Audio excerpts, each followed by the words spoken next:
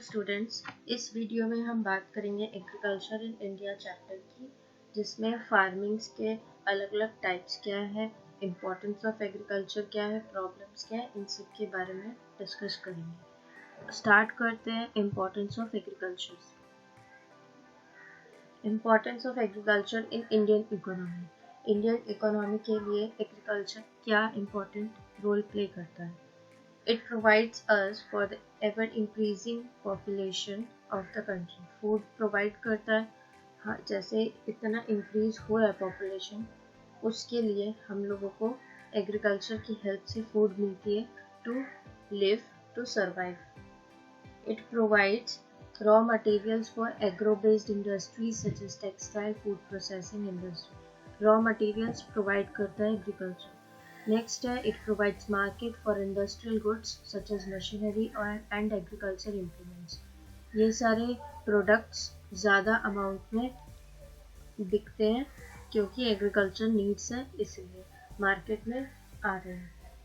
It provides employment to millions of people and it accounts for a large portion of India's export. India से जो चीज़ export होती है उसमें agriculture भी एक बहुत बड़ा रोल प्ले करता है.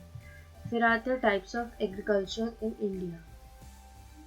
Shifting agriculture, subsistence, intensive, extensive, plantation and mixed farming. ये टाइप्स हैं एग्रीकल्चर के एंड फार्मिंग. सबसे पहले है शिफ्टिंग कल्टीवेशन. शिफ्टिंग कल्टीवेशन किसे कहा गया है, क्या होता है, ये जानते हैं. It is also known as slash and burn agriculture and zoom.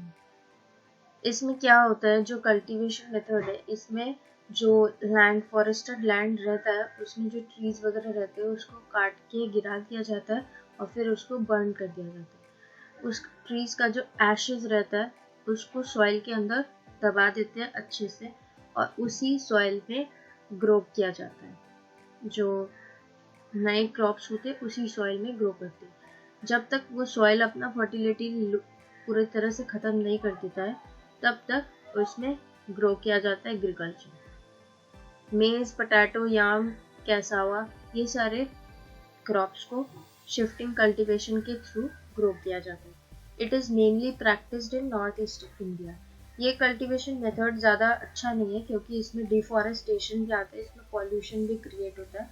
इस वजह से इसमें बहुत सारे डिसएडवांटेजेस हैं. सॉइल को भी ख़राब कर देता है, फ्लड कॉजेस करता है, सिल्टिंग, ये सारा बहुत चीज़ करता है, इसीलिए ये ज़्यादातर चलता नहीं है. नेक्स्ट आते हैं सबसिस्टेंस फार्मिंग. सबसिस्टेंस फार्मिंग जो होता है वो बहुत ईजी होता है और वो सिर्फ जो फार्मर्स की फैमिली होती है बस वहीं तक रहता है. इसमें इजीली आप थोड़े से लैंड में फूड क्रॉप्स ग्रो कर पाते हैं. ट्रेडिशनल मेथड यूज़ करके फार्मर्स ग्रो करते हैं फूड क्रॉप्स छोटे से लैंड में और उसमें कोई फर्टिलाइजर भी यूज़ नहीं करते और हाई यील्डिंग सीड भी मिल जाता है. The production is not very high, थोड़ा सा प्रोडक्शन होता है, उतना ही होता है जो अपनी फैमिली को वो लोग खाने के लिए हेल्प कर सकते हैं, उनको सर्वाइव होने के लिए हेल्प मिल जाए. नेक्स्ट आता है इंटेंसिव फार्मिंग. इंटेंसिव फार्मिंग में जो cultivation, this kind of cultivation is practised in area with high density of population. जहाँ पे पॉपुलेशन बहुत ज़्यादा है वहाँ पे ये टाइप का फार्मिंग यूज होती है. इसमें लेबर ज़रूरत बहुत है, लेबर की, फर्टिलाइजर रिक्वायर्ड है, हाई यील्डिंग सीड्स भी मिलता है और इरिगेशन मेथड भी यूज़ किया जाता है प्रोडक्शन इंक्रीज करने के लिए क्योंकि ज़्यादा अमाउंट ऑफ फूड चाहिए to survive, to give other peoples, to survive them, help them to survive. तो इसीलिए इसमें फर्टिलाइजर्स वगैरह यूज करके इसका प्रोडक्शन को हाई किया जाता है. And more than one crop is also cultivated on a same tree. या तो क्रॉप रोटेशन करते हैं या फिर एक साइड में दूसरा क्रॉप, दूसरे साइड में दूसरा क्रॉप, ऐसे करके वो लोग ग्रो करते हैं. नेक्स्ट आता है एक्सटेंसिव फार्मिंग. एक्सटेंसिव फार्मिंग में भी जो जहाँ इसमें लैंड का जो साइज होता है वो भी बहुत ज़्यादा होता है और इसमें प्रोडक्टिविटी भी हाई होती है. इसमें भी लेबर यूज़ होता है पर यूनिट के हिसाब से, एक एरिया के हिसाब से लेबर्स यूज़ करते हैं. और मशीन बहुत ज़रूरी है क्योंकि एग्रीकल्चर फील्ड बहुत हाई है, इसलिए मशीन बहुत रिक्वायरमेंट है. Farmers specialize in the production of one or two major commercial crops. एक हाफ ऑफ कर देते हैं फील्ड को और एक साइड में दूसरा क्रॉप और अनदर साइड में दूसरा क्रॉप, ऐसे करके इसमें भी ग्रो किया जाता है. जैसे rice, wheat, maize, sugar cane are the main crops grown in extensive farming. This kind of cultivation is practiced where size of the agricultural field is large and productivity is high. जहाँ पे field large size में है और वहीं पे ये farming use होता है और उधर में प्रोडक्टिविटी भी हाई होती है, क्योंकि सिंपल लार्ज फील्ड में प्रोडक्टिविटी हाई होगा. नेक्स्ट, मशीन्स ज़्यादा यूज होता है और लेबर कम रिक्वायर्ड है. Farmer specialize in production of one और टू मेजर कमर्शियल क्रॉप्स, मतलब एक साथ दो क्रॉप्स इजीली ग्रो हो जाते हैं. Rice, wheat, maize, sugar cane are the main crops which grown in extensive farming. Because of the productivity is high, there is large surplus for sale. Productivity ज़्यादा है इसलिए उसका quantity भी ज़्यादा है सेल के लिए. Next is plantation farming. Plantation farming में क्या होता है? Single crops of T, coffee जो प्लांटिंग की हेल्प से यूज होती है, जिसमें प्लांट्स जो होते हैं वो यूज होते हैं.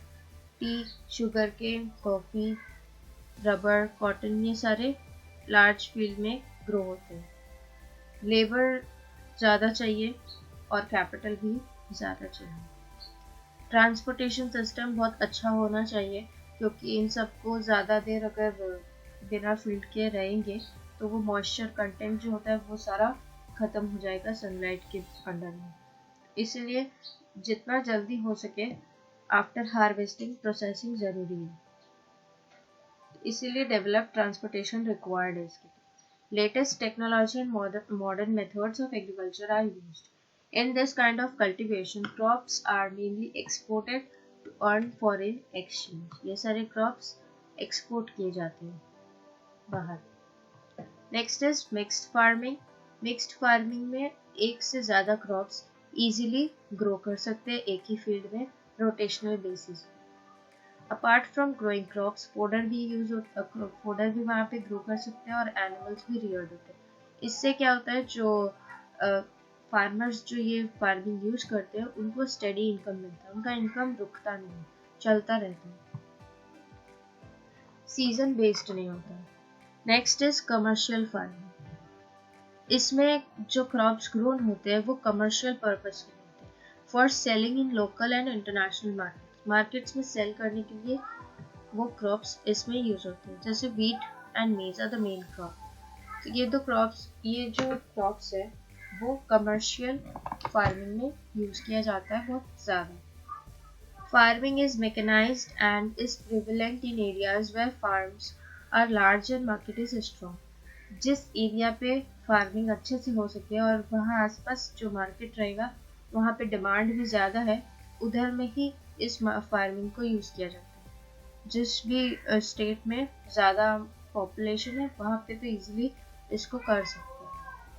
In this kind of farming is practiced in Punjab, Haryana, Gujarat. ये जो फार्मिंग है ये है पंजाब में, हरियाणा, गुजरात, वेस्टर्न उत्तर प्रदेश और आंध्र प्रदेश. इसमें ये सारे स्टेट्स में इजीली किया जाता है, सबसे ज़्यादा यूज होता है. नेक्स्ट है ड्राई फार्मिंग.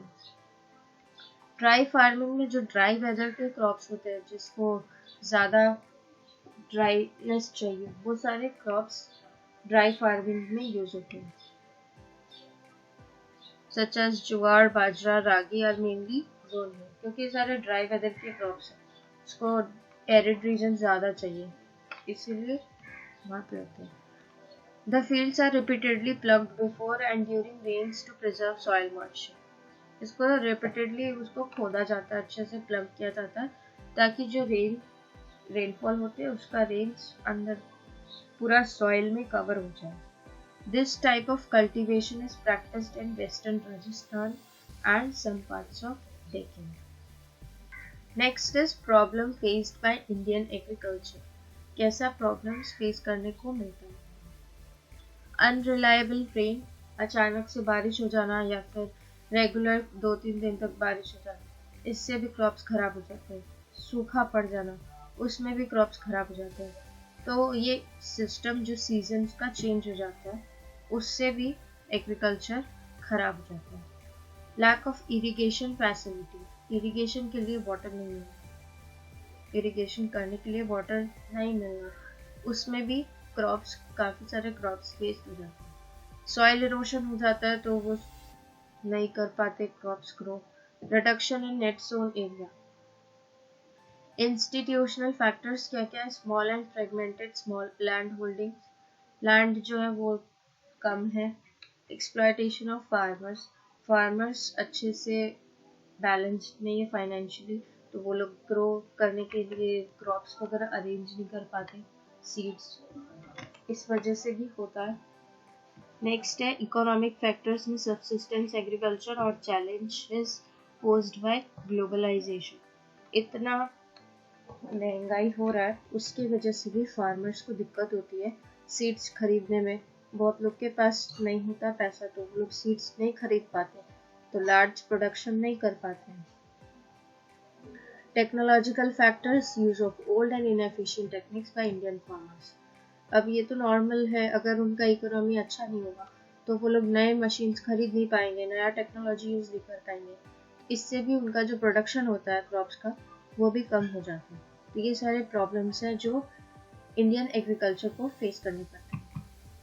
नेक्स्ट है इसको इम्प्रूव करने के लिए क्या क्या स्टेप्स हम लोग ले सकते हैं। Introduction of various reforms such as abolition of zamindari act, ये जो एक्ट है उसको रिमूव करना है। इसमें यह होता है कि जो भी लैंड फार्मर्स के पास है, वहाँ का जो एरिया का जमींदार है, जिसका भी लैंड है, उसको जो भी फार्मर्स नेट गेन करते हैं उसमें कुछ पोर्शन जमींदार को देना पड़ता है। इस वजह से जो फार्मर्स का प्रॉफिट नहीं होता, और प्रॉफिट के लिए वो लोग नए नए मशीन्स नहीं खरीद सकते, सिर्फ क्रॉप्स खरीदेंगे या फिर अपना खाना पीना चलाएंगे। इस वजह से ये भी एक मेजर प्रॉब्लम है, इसको हटाना चाहिए ताकि फार्मर्स को हेल्प मिल सके।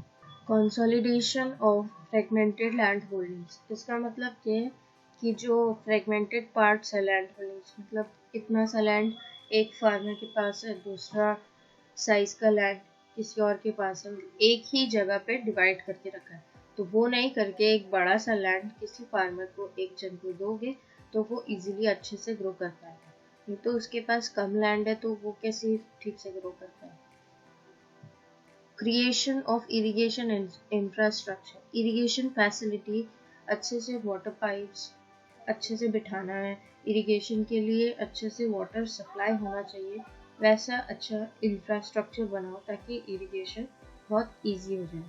Announcement of minimum support price, जो सपोर्ट प्राइस है फार्मर्स के लिए, जो लोन होते हैं वो इजीली अवेलेबल हो जाए उनके लिए, तो वो और भी अच्छा होता है।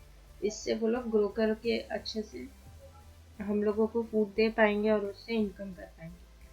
Provision of subsidies to farmers for purchasing fertilizer and seeds, farmers के लिए सब्सिडीज होना चाहिए जो फर्टिलाइजर और सीड्स के लिए, फार्मर्स के लिए सब्सिडीज होना चाहिए ताकि वो फर्टिलाइजर और सीड्स कम प्राइस में खरीद सके और उसको ग्रो कर पाए। तो ये था steps to improve agriculture production. तो यहाँ पे ये चैप्टर खत्म होता है।